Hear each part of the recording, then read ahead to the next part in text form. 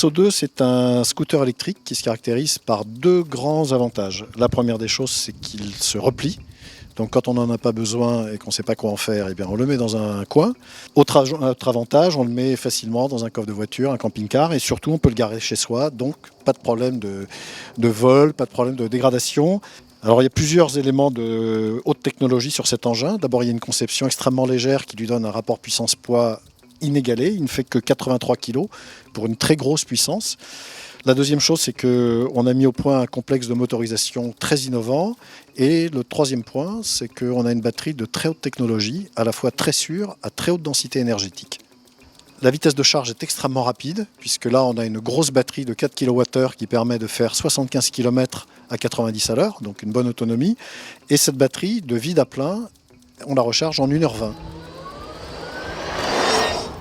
Alors au 100 mètres départ arrêté, il fait la performance canon de 6 secondes 9. Pour mémoire, le meilleur des 125 à aujourd'hui est à environ 9 secondes. Donc des accélérations extrêmement fortes.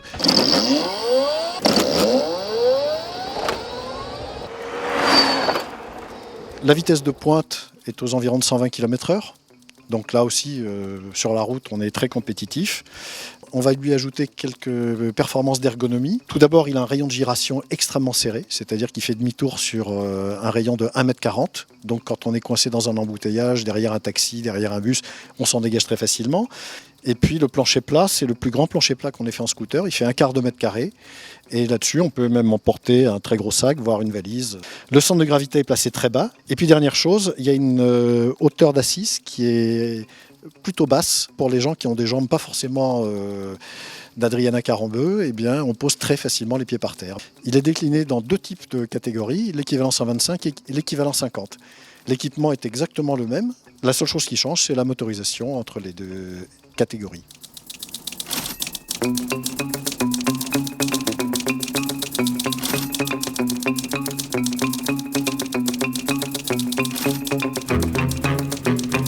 Nous sommes ici au siège de la société Xor, située à Gardanne, dans les Bouches-du-Rhône.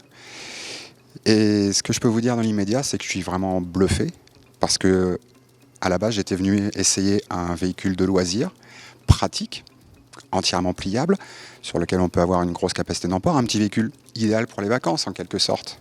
Par contre, ce qui se passe, quand on tourne l'accélérateur, et ben là, on est scotché par les performances du véhicule. Le 0-100 mètres en moins de 7 secondes. Une accélération qui est vraiment phénoménale. C'est simple, sur le marché, il n'y a pas d'équivalent. C'est, je vous le rappelle, un scooter électrique, équivalence 125. Mais au niveau des performances, il est devant tous les autres, sans aucun problème. Ça accélère très fort, ça freine très très fort. Et sa vitesse de pointe, aux alentours de 120 km/h.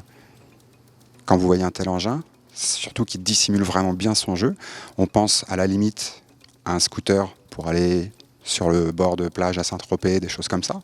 Mais en plus, il est vraiment très performant. Le XO2 sera disponible début 2012, mais vu son niveau de technologie embarquée, à mon avis, on n'a pas fini d'entendre parler de Xor.